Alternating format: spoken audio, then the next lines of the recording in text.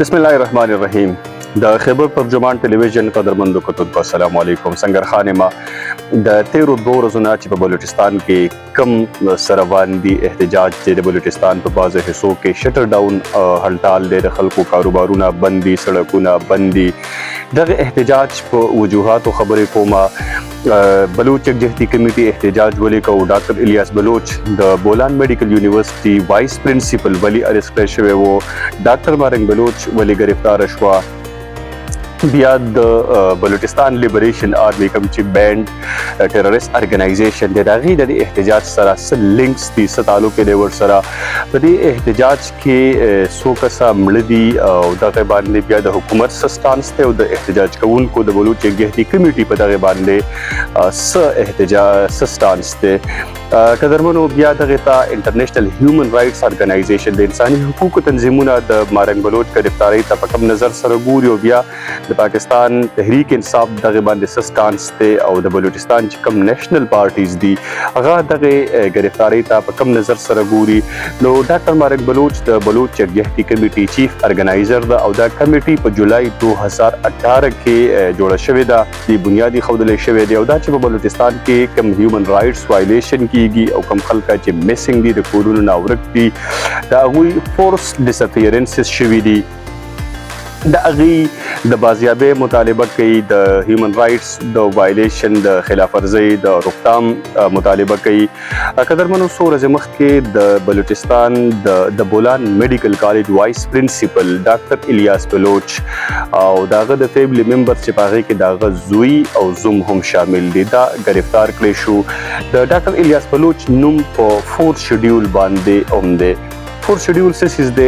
4 شیډیول یو هغه لیست دی چې په دې کې ریاست ته هغه خلکو نومونه اچي چې هغه خلکو ته د شک په نظر سره ګوري. دا کوم قسمه شک وي؟ دا هغه شک وي چې کله ریاست هغه خلکو ته په دې نظر سره ګوري چې نه دی، په دې خلکو شک کوي چې دا د خلکو تعلق د دهشتګرد تنظیمونو سره دی یا د دهشتګردو سره دی.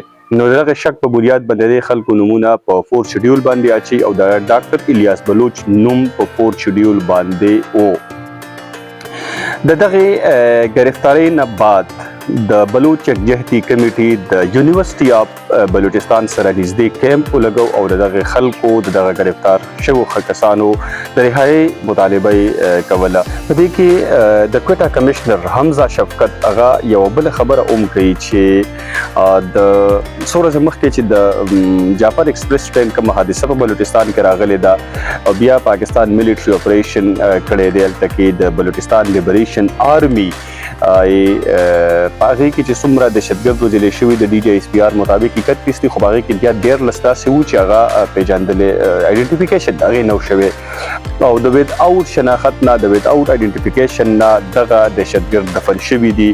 نو حمزه شفقت وایي چې د احتجاج کوونکو د دغه 14 لاشونو مطالبه هم کوله چې دا د دوی ته حواله کړی شي. پولیس د ډاکټر مهرنگ بلوچ د گرفتاری لپاره تللی دي، د کیمپ ته هغه هم گرفتاره کړی او د هغې سره 16 نور اکټیویسټ، نور احتجاج کوونکي هم گرفتار کړي دي. په دې احتجاج کې د احتجاجیانو له طرفه 3 کسه وژلې شوي دي چې احتجاجیان په پولیسو باندې د هغې الزام لګوي او پولیس د هغې نه انکاري دي. پولیس وایي چې دا دوی په خپل اسوسییټس، خپلو ملګرو نه وژلې شوي دي. بله دا ده چې د ډاکټر مهرنگ بلوچ گرفتار ده او دا وخت هغه د کوټا په ډسټرکټ جیل کې ده. د هغې د کزن مطابق دا نه د هغې د فیملی ممبر ته اجازت ورکړلی کېږي چې دا د هغې سره ملاقات وکړي او نه هغې ته د کور د خوراک اجازت ورکړلی کېږي او تر اوسه پورې هغه په کورټ کې هم اپیر کړی شوې نه ده. بله دا ده چې د بلوچستان چې کوم نیشنل پارټیز دي هغه د دې مذمت کوي، د دې گرفتاری او د هغې فوري مطالبه کوي.